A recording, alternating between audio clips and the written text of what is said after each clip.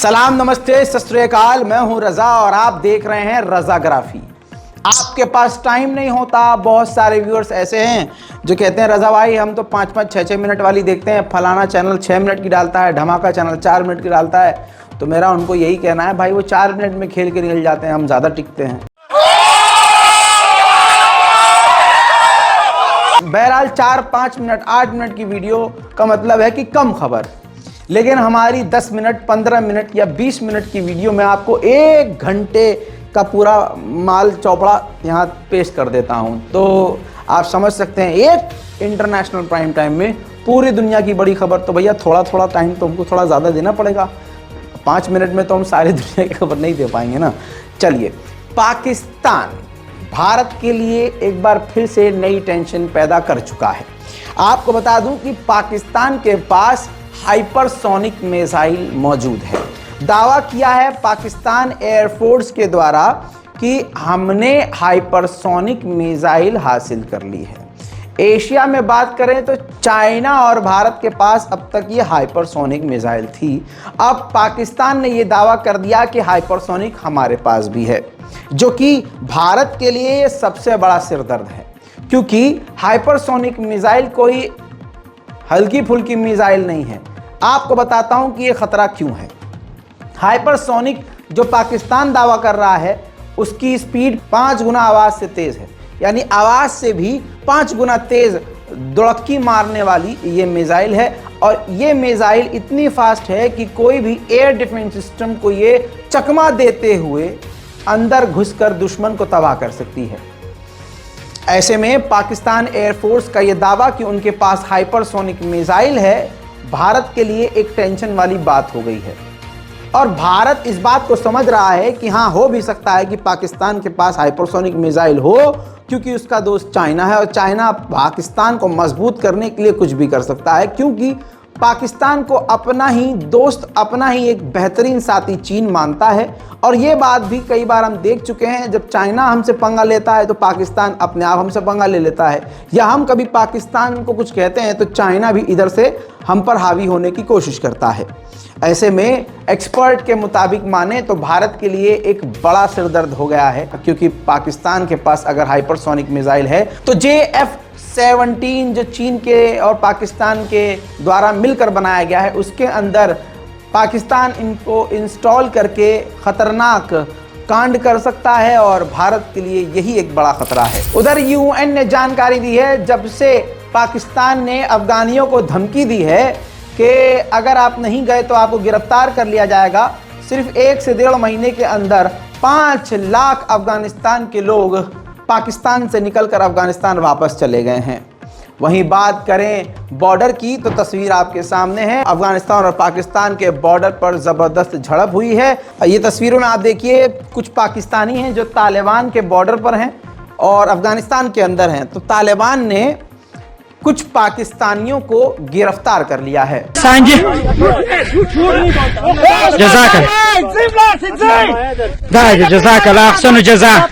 قاعد يقول بخارك من قبل ايه لك تاكسي انا ولك تاك قاعد جزاك الله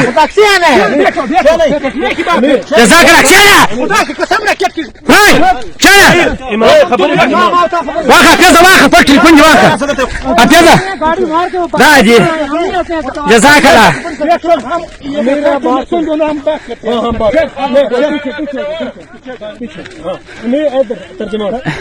جزاك الله داغا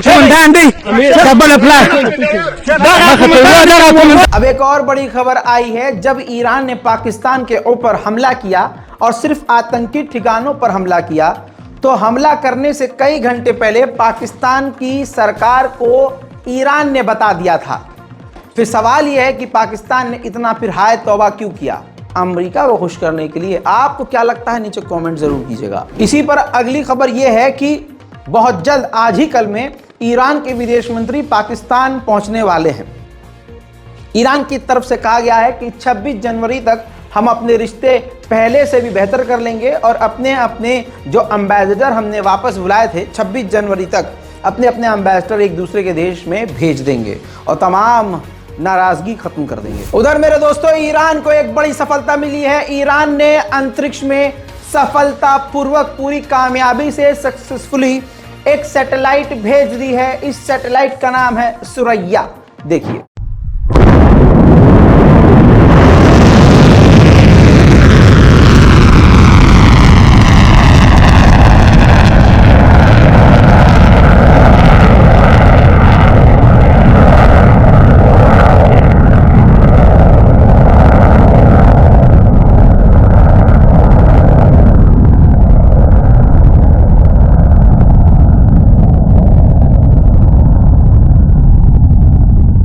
लेकिन दूसरी तरफ ईरान के अंदर ही, घर के अंदर ही उत्पात मचा हुआ है। ईरान के एक सैनिक ने न जाने क्यों लेकिन ओपन फायर किया अपने साथियों पर, जिसमें ईरान के सैनिक के फायर के बाद अपने ही लोगों पर जो फायरिंग की, 5 ईरान के सैनिक मारे गए।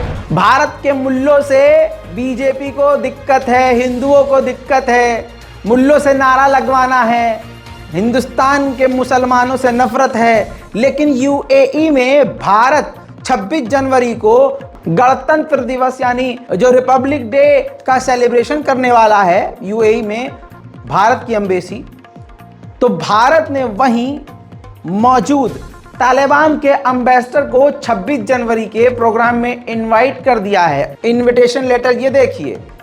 तो यानी भारत में रहने वाले मुल्ले से दिक्कत है, वरना दोस्त ये तालिबान को भी बनाने को तैयार हैं। चलिए सब मिलकर करेंगे क्या? अच्छा, भारत के मोदी नीति का खेल देखिए। मोदी, आप कितना भी मोदी मोदी कर लीजिए, लेकिन हकीकत यह है कि रिश्ते बिगाड़ने में सबसे आगे ये भारतीय जनता पार्टी रहती है। मालदीव को कितना बड़ा खतरा बना दिया है इस मोदी सरकार ने, आप सोच नहीं सकते। सबसे पहले खबर आपकी स्क्रीन पर ये देखिए, मालदीव पहुंची है चीन की एक डेलीगेशन, सीनियर डेलीगेशन, यानी चाइना ने मौके का ऐसा फायदा उठाया, जो मालदीव से कोसों दूर रहता था उससे रिश्ते बना लिए, इस कदर बेहतर बना लिए कि वहां वो खुद पहुंच गया। चाइना की पूरी डेलीगेशन पहुंच गई, जो कई तरह की डील कर चुकी है और आगे भी बातचीत चल रही है। अब ये दूसरी रिपोर्ट देखिए, ये दूसरी रिपोर्ट आपके सामने है। उधर मालदीव ने खेल कर दिया। मालदीव ने चीन के जासूसी जहाज को अपने पोर्ट पर आने की परमिशन दे दी। जहां श्रीलंका ने 1 साल का बैन लगाया चीन के जहाजों को अपने पोर्ट पर आने के लिए, वहीं मालदीव एक बड़ा सहारा बन गया चाइना का। बजाओ ताली, हमने थेल पाला है। अच्छा, जो मोइज़ू हैं, मोहम्मद मोइज़ू, जो मालदीव के राष्ट्रपति हैं, उनको अलग ही घुरना सवाल से, पता नहीं क्यों, नहीं पता, लेकिन उनकी इस ईगो और एटीट्यूड की वजह से 14 साल के एक मालदीव के बच्चे की ही मौत हो गई। भारत ने एयर एम्बुलेंस मालदीव को दिया था। कंगला तो है ही मालदीव, ज्यादा पैसा वैसा नहीं है उसके पास, तो एयर एम्बुलेंस भारत ने गिफ्ट किया था और बेचता भी है मालदीव को। ऐसे में ब्रेन ट्यूमर था एक 14 साल के बच्चे को, एयरलिफ्ट की जरूरत थी कि उसको तुरंत प्रभाव से दूसरे बड़े अस्पताल में मिनट में पहुंचा दिया जाए। तो मालदीव की गवर्नमेंट से, राष्ट्रपति मोइज़ू से परमिशन मांगी गई। मोइज़ू ने उस एयर एम्बुलेंस जो भारत का था, भारत ने गिफ्ट किया था, उसको इस्तेमाल होने से मना कर दिया कि नहीं, हम इसकी परमिशन दे सकते, ये भारतीय है। जबकि वो उनको दिया गया था, गिफ्ट तो गिफ्ट है। लेकिन कमाल की बात है, उनके ईगो की वजह से उस एयरलिफ्ट को रद्द करना पड़ा और परमिशन नहीं दी, जिसके बाद उस 14 साल के बच्चे की मौत हो गई। इतना भी यार अकल किस बात की, तुम्हारा ही नुकसान हो गया। चलिए, आपने हमारी वीडियोस को शेयर किया, हमने सवाल किया, लोगों ने सवाल किया, तब केंद्र सरकार अब सही मुद्दे पर आ गई। एक जगह पर म्यांमार से आप सुन रहे थे, बर्मा से लगातार भारत के अंदर म्यांमार की मिलिट्री और म्यांमार के लोग घुसे आ रहे थे।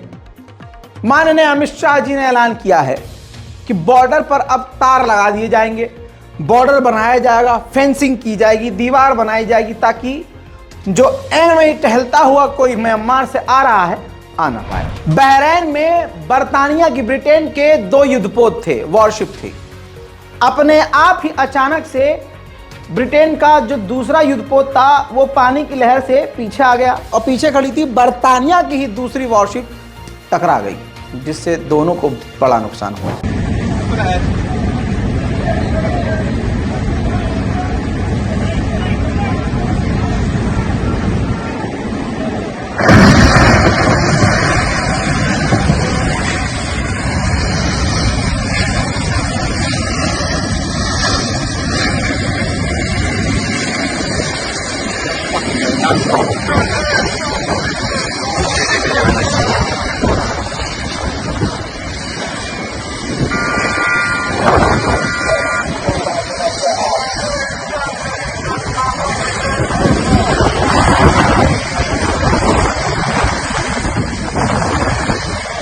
नॉर्थ कोरिया के तानाशाह ने 16 साल के 16-17 2 साल 2 बच्चे हैं, 16 एक 17, तो दोनों बच्चों को 12-12 साल की सजा सुना दी।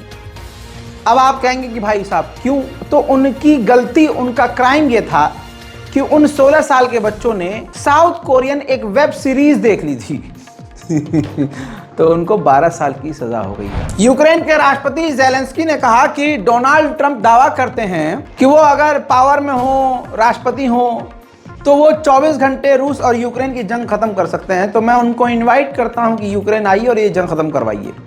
अब इस पर डोनाल्ड ट्रंप तो यही बोलेगा ना, पहले आप हमको राष्ट्रपति बनाइए। उधर फ्रांस के राष्ट्रपति इमैनुअल मैक्रोन ने अपनी डिफेंस कंपनियों से कहा है कि अपने हथियारों को, प्रोडक्ट को ज्यादा से ज्यादा बनाइए और यूक्रेन को सपोर्ट कीजिए, दनादन हथियार दीजिए और बेचिए। यूरोप सामने से तो रूस के खिलाफ बकर बकर कर रहा है, लेकिन रूस से तेल भी ले रहा है। आज मैं सबूत दिखाऊंगा। तस्वीर देखिए, ये नीदरलैंड, यूरोप का एक देश है नीदरलैंड।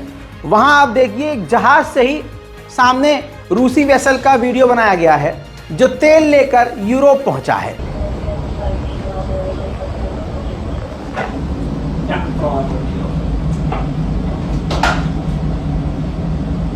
उधर रशिया ने यूक्रेन के उगलेदार के इलाके में बड़ा हमला किया है।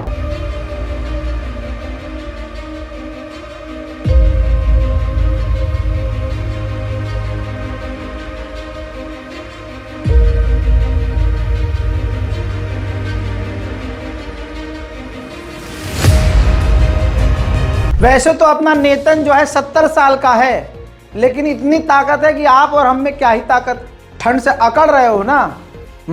पुतिनवा जो है -25 डिग्री सेल्सियस वाले पानी, ठंडे एकदम ठंडे पानी में, सुन के एकदम बदन में झुरझुरी दौड़ रही है। देखिए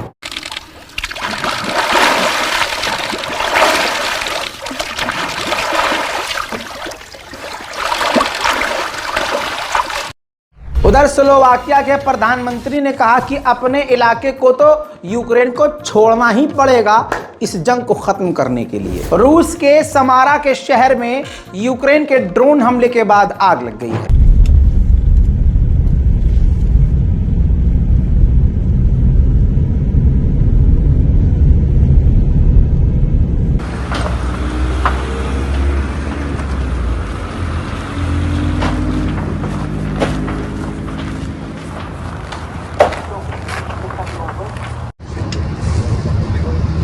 उधर यूक्रेन भी खेल खेल गया। यूक्रेन ने भी ऐलान कर दिया कि जो विदेशी फाइटर हमारे लिए लड़ेगा उसको यूक्रेन की नागरिकता देंगे। पोलैंड के प्रधानमंत्री और डिफेंस मिनिस्टर दोनों साथ पहुंच गए यूक्रेन की राजधानी कीव।